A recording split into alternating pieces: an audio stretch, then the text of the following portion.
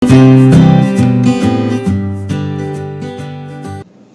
morning everyone. My name is Vaishnavi Shukla and I work as a corporate attorney in Bangalore. In my last video, we spoke about how to choose the right kind of internships in law school to land up in your dream job. But in today's video, we'll be only talking about a beginner's guide to the legal field. It is for anyone who has done their 11th and 12th, or for someone who has already done their graduation, or for someone who is a 65 or 70-year-old person. For anyone who wants to start a career in law, this video is for you. So, today I'll be talking about the top 10 questions that I get asked by people who want to start a career in law. How to take an admission in law and other queries like that. The first question that I get asked is, how long is the law course? So let me tell you, there are two options. Either you can go for a 5-year BA LLB, BB LLB, etc. or a 3-year LLB. A 5-year LLB, as it is self-explanatory, is a 5-year course. It's an integrated course, and at the end of it, you get offered a single degree with the name BLLB or BBLLB, whatever you choose to do.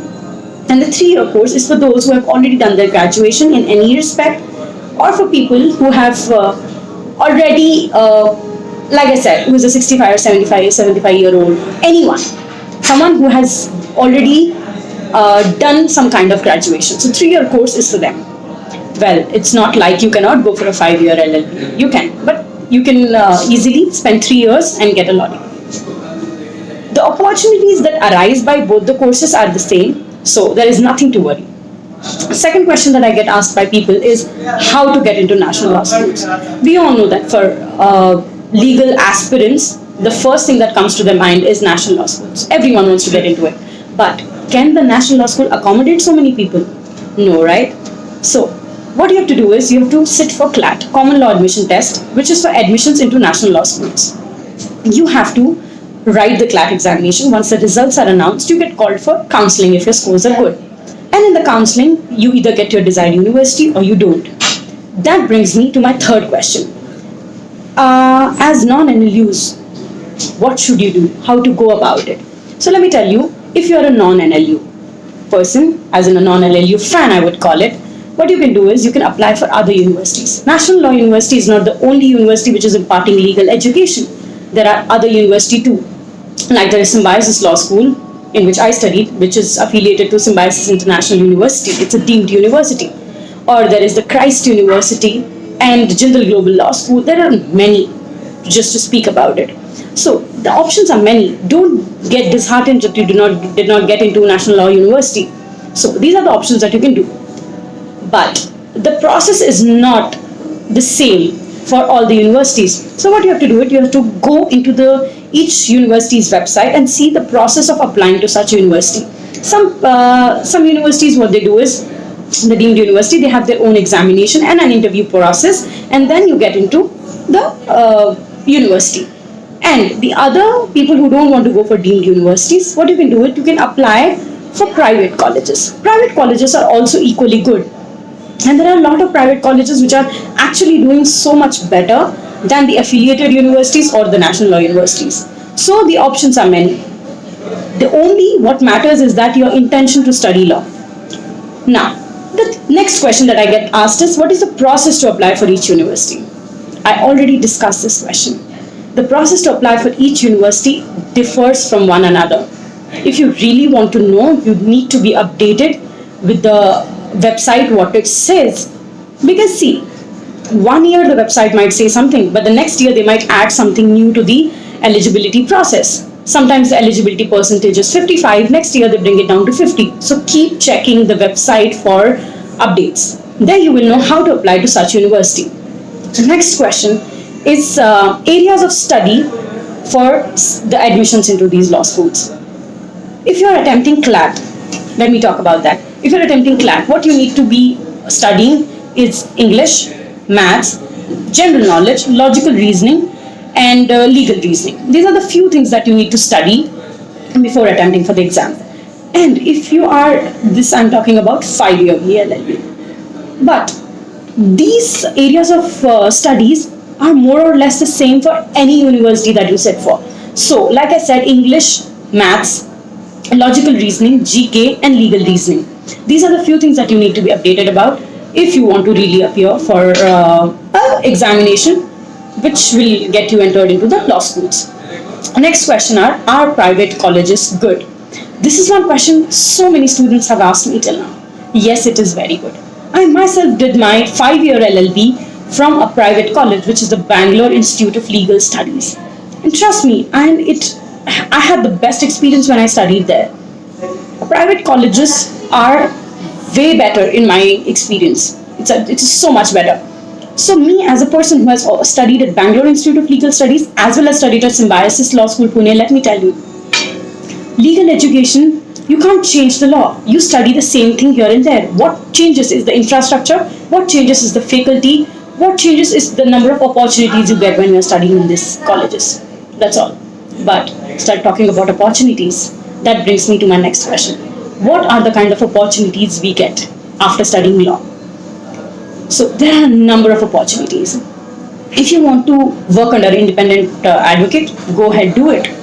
If you want to join a law firm, go ahead, do it. If you want to become a corporate lawyer, well, either through college placements or through LinkedIn, Naukri.com, Indeed, there are many job seeking websites. You can just go there, upload your profile, you'll get a call. Trust me, you will.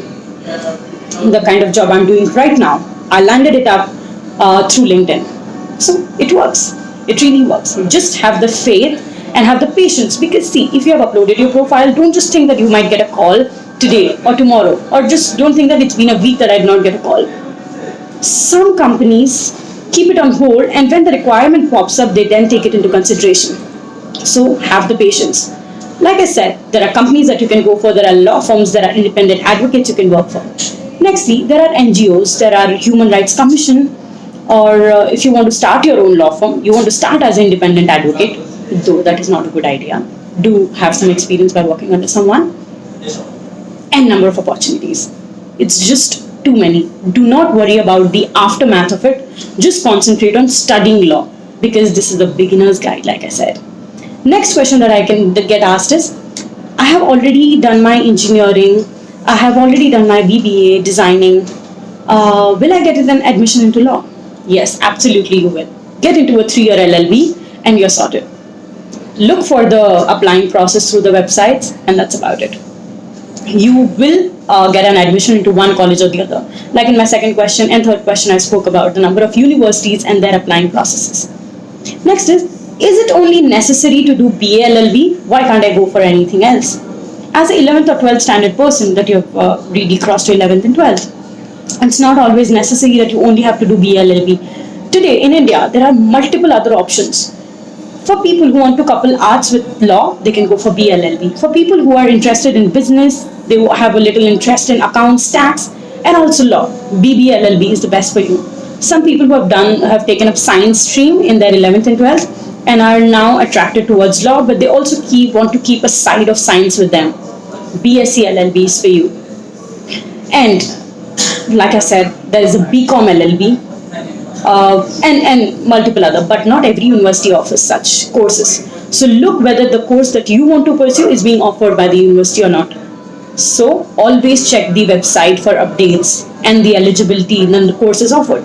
Do your research. Research is the best thing you could do. Do not cry later that you did not have such and such information and that you landed up in the wrong place. That is only because you did not do the right kind of research.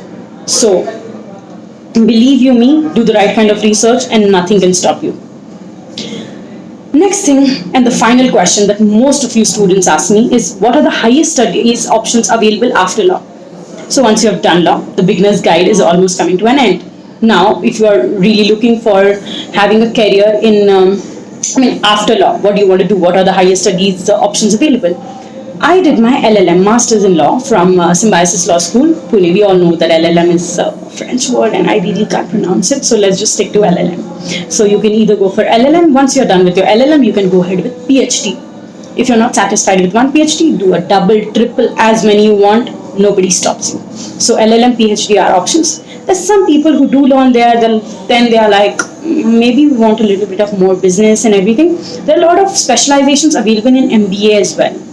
So you can couple it with MBA also, that you want to do it. or you can directly get into working or something like that. But if you want to have a teaching career, for people who want to teach or become lecturers in future, you must have a LLM. It's a requirement by the Bar Council of India. I hope this video was really helpful for you. I had a very nice time doing this video. In case of any further queries, we'll have another video talking about the next top questions that I get asked. Thank you so much.